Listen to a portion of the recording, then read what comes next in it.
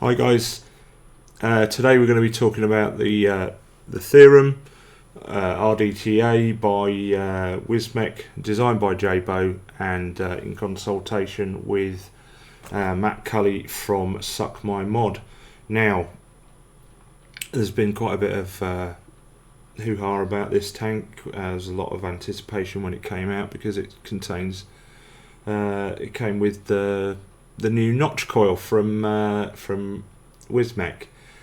Now, there's been some criticism about the notch coil not being particularly good at wicking and getting dry hits with it, and I think that's probably down to the fact that it actually comes with a coil installed with cotton in it, and there's way too much cotton in it in my opinion. It's packed in there, it's really dense, thick, tough cotton, and there's just a bit too much of it. So what I've done is, what I'm going to do rather is I'm going to show you how I wick it with Muji.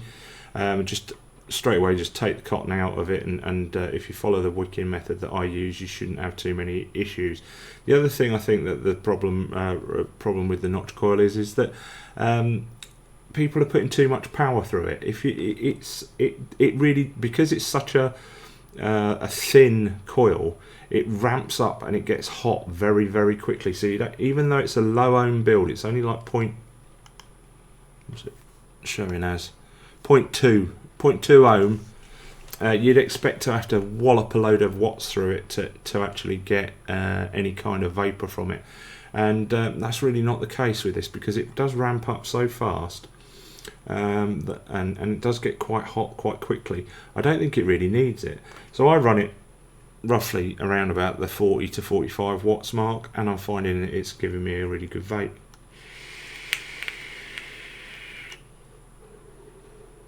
Now, I'm not taking massive pulls on this because what I've got in here is Dibner's Delight and by the Lancashire Steam Company, and I've got it at 6mg, and I'm starting to feel that 6mg perhaps in these kind of tanks is a little bit too much for me. I still quite like it in my mouth to lungs, but in the sort of lung hitty type stuff, I'm finding that the 6mg is starting to really sort of catch on my throat a bit now when I take a lung hit.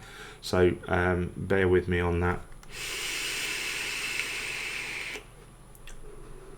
Anyway, without further ado, we'll go down and have a look. I'll show you how I wick it. Once we've done that, we'll come back up and I'll give you my pros and cons and what I think of the tank. I'll see you in a minute. Okay, so here we've got the box with the Theorem in it. It's a nice hard plastic box. Theorem atomizer, Wismec, designed by Jabo, inspired by Suck My Mod, and an authenticity code on the back there. Okay, let's pop the case open. You might see here we've got a spare glass. Good job we have, because I broke mine. That's down to me though, by being a little bit too rough with it and pulling the tank off sort of at a funny angle, and I snapped it on the bottom there, which wasn't great. Still covered in juice. Excuse me. Just wipe my hands. Here we've got the tank itself. There was another little baggie in here which had the spare notch coil, which I'm going to be using in a moment. As you can see, we've got a bag of spares, O-rings, etc, etc. We've also got grub screws, Allen key, and as you can see there, if you can look at that, that's the disc for the single airflow disc. We're going to be using the dual one. I'll show you that in more detail in a moment. And you also have the stainless and glass tank, which is for people who want it to look a little different, don't want to see their build so much. The problem I've got with this is it is very nice looking, but unfortunately it is very difficult to tell kind of where your level of your juice is, especially if you're using a clear juice, or and it's not so bad with the darker coloured juices, but with a lighter coloured juice it is quite difficult to tell whereabouts you are with your juice and so I tend not to use it, even though it does, I think, look really rather spiffy. Okay, we'll just push this to one side. and have a look at the actual main event itself. As you can see, we've got on the bottom here, let's have a little look if we can get that up on camera there. So you've got Wismec, designed by Jobo, inspired by Suck My Mod, or SMM in this case. Got a gold plated 510 pin, protrudes quite a decent way, so you could use it, I guess you could use it on a hybrid, but obviously you're going to need to be careful on that, make sure that you've got a good amount of clearance there. Okay, so here we've got the little drip tip that comes with it. This is a glass drip tip with a stainless sort of base to it, double O-rings. As you can see, it's quite a narrow bore, but it is tiny. It's very, very small, not to my taste really, so I'm going to put that to one side, and I will be using this drip tip, which fits fine on there. Pretty much any 510 drip tip that you fancy can be used. I like this one because although it's not that much more wide bore, it's just it's a bit bigger. It's a bit more of a decent size for me, and it's a little bit wider circumference around the top there. Okay, so let's get to the top of this thing, and I've just washed this, so all the O-rings are very dry, and I'm being very careful not to break another glass tank. Okay, so let's take the top off of here. I'll show you the airflow as it stands. So as you can see, on the airflow on the top cap there, you've got an airflow slot at the front here, which is direct to the coil from above, and then at the back here you've got another slot which goes down and out of the peak insulated part here, and that basically directs the air down and out through there into the back of your coil. Now this is this great little setup really. The problem I've got is that in order to you've got this airflow ring, which is your adjustment, as you can see you've got two slots on this, so this is the dual airflow one, and what you need to do is you need to pop it on there, and then you adjust it to where you want it on the top cap here, and then you've got to really hold it in place while you try to screw this top cap, this top piece which holds the airflow ring in place, down. And yeah, see, if you can see there, there's this little portion here where it's moved slightly, so now I've got to undo it again, try and move it round so that it's all open. So do that there and hold it in place.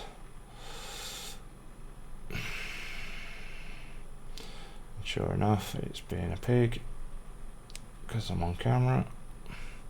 It's not easy at any time really, and that is completely closed down. Right, let's try again. So I'm looking down here so that I can see whether the airflow's moved. Right, got it in place now. So that should, if I put my mouthpiece in, yeah, that's not going to make any difference, John. What are you doing that for? Right, okay, now what I'm going to do now is I'm just going to push the glass off there, and like I said, you need to be very careful with that. I mean, it's not particularly fragile, but because of the nature of these, the way that the build fits on here, if you sort of take it off at a wonk, to use a technical term, you may do what I did, which is sort of snap the tank itself. So as you can see here, we have got the notch coil installed, and you've got one little leg going into the top here and the other one going down in the bottom here. Now you've got effectively four holes for your coils. I've managed to fit fuse claptons in here horizontally. I've had 22 gauge vertical coils in here, and to be honest, I think probably the notch coil, I like the notch coil, but out of all the builds that I've had in here, I think probably a fuse clapton has been the best. So you know, it's horses for courses, but I would recommend that everybody give the notch coil a go. And on that note, what we're going to actually do right now is I'm going to pop this on the 521 tab in front of us here, and I'm going to show you how I wick this little boy,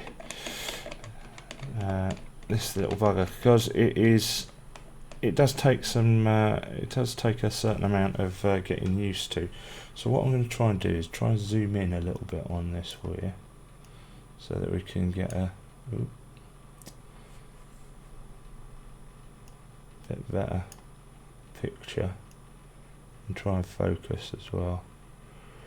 Oh, new camera, sorry guys, new camera. Okay, I think that's about as good as we're going to get it. I had to actually pause for a moment there because I was getting very conscious of the fact that I was mucking you about. You guys were actually watching me fiddle about for way too long there. So what I'm going to do now is I'm going to cut myself some cotton, some Muji, and a fair old width, because it's a big old coil that is about 5mm in diameter on the notch coil there. So we're going reasonably thick on the cotton here, and as always, I'll just put my scissors to one side there. As always, like I always do with Muji, take the top and the bottom sort of papery thin layer off the top and the bottom there, just so that we've got rid of that, because that's not going to help us with our wicking or our juice flow to the coils. So right, just get rid of some of the fluffy strandy bits. And okay, so now as you can see, we've got quite a thick piece of cotton here, just a little bit, well, almost twice the size of the coil itself, but we're going to just sort of sausage it up a bit in our fingers like so. Nothing too drastic, because we don't want to compact this too much. So what I'm going to do, get that like that, and then twizzle the ends good and tight so that we can get it through the coil. Need a fairly long tail on this because it is quite a wide coil. Okay, and so we'll just pull that through there, get rid of any straggly bits. The only thing I don't like about Muji is it tends to be a bit strandy now and again. Okay, and then untwizzle so that it's nice and snug in the coil there. Now what I'm going to do is I'm actually going to alright, let's try and do this in the best way possible.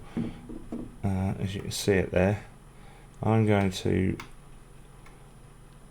measure down, and I want to go about halfway down the central column there. If you can see that, so sort of about halfway down that central column is where I want to cut. So I'm going to do that now. And I'll show you again how I've cut it. So there we've got a piece of cotton that's going to sit in that little cutout and go about halfway down the central column there. I'm going to do the same on the other side. So pop it down and cut. It's got two bits about the same sort of length. Okay, the cool thing about these notch coils is, I should have shown you really without the cotton in, but the cool thing about these notch coils is because they're stainless steel and they're very very thin. I mean the difference between the outer diameter and the inner diameter is about 0.1 of a millimeter, I think they said. So it really does ramp up really quick. There's no ramp up time at all, even on an unregulated sort of 5-to-1 tab like this.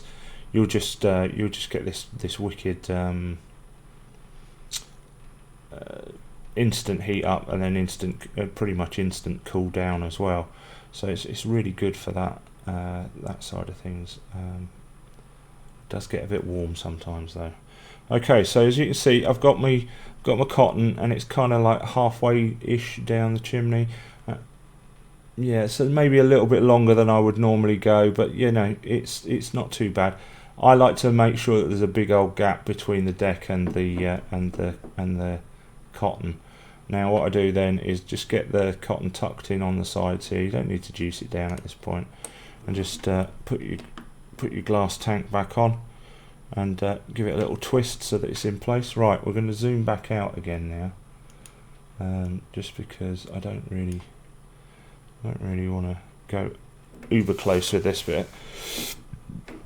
And what we're going to do is get some juice. Now, as you can see at the back there's a little hole. Now that's where the fill port is for this. Now what I'm going to try and do is I'm going to show you this, because this is one of the issues that I've got with just undone my unicorn bottle and it's taken the spout off at the same time, so everything happens on camera.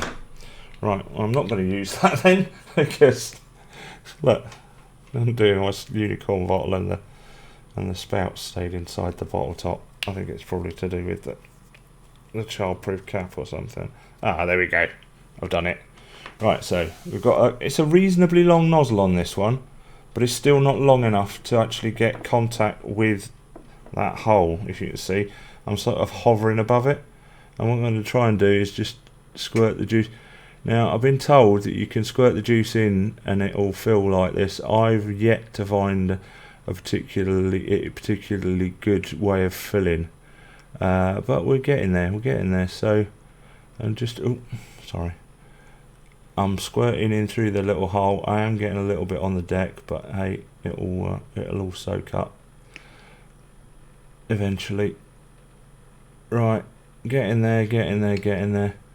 Just filling up. Leave a little. Right. Okay. So I've got the tank filled. I'm just gonna prime the wicks at the top here and across the coil itself, so that we've got a nice bit of juice there. That's a bit of Dibner's Delight by Lancashire Steam Company. One of my all-time favourite e-liquids. I'm going to pop the lid back on so that we've got that sorted. Make sure everything's nice and tight. Right, I'm going to undo that.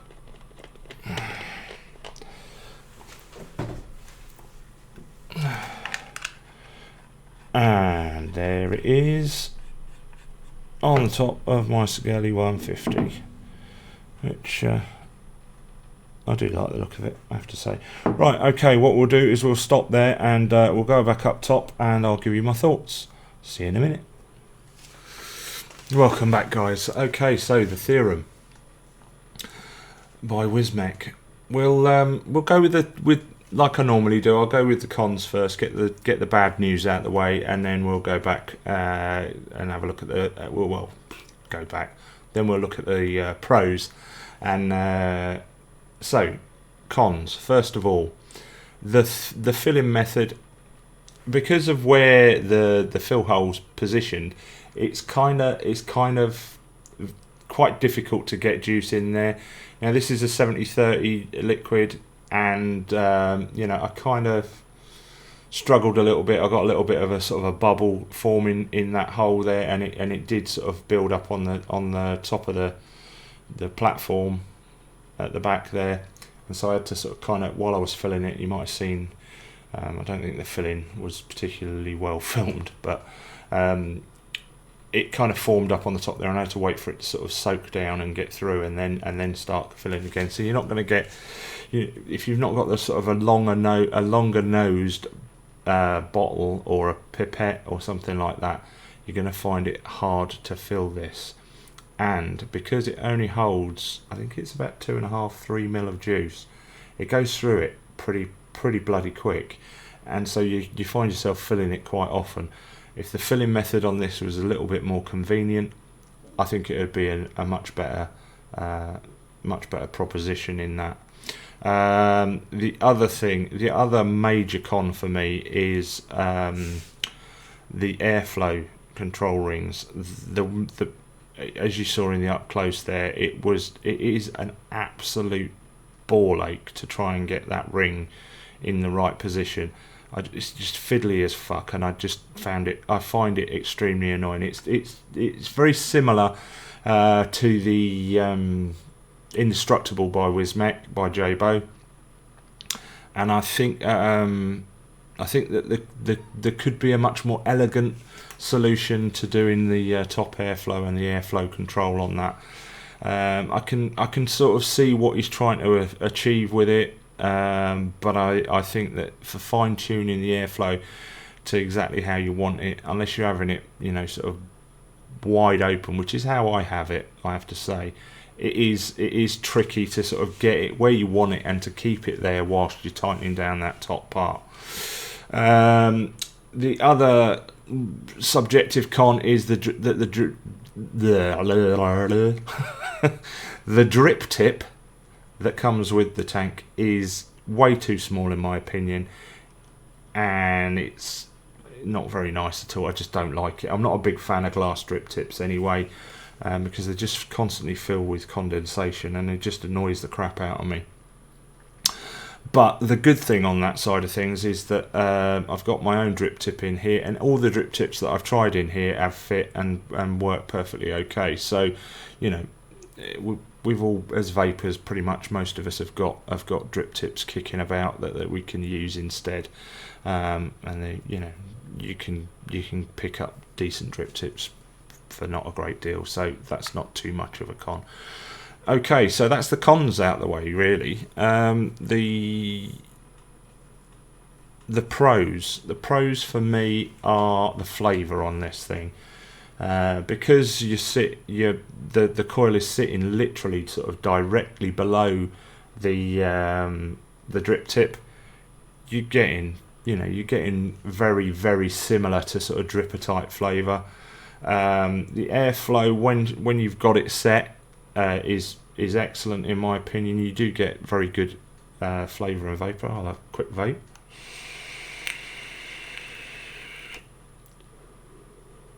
Now, as I said before, I'm not taking huge great pulls on this because this is 6 mg juice, and I'm finding it a little bit throaty with this build.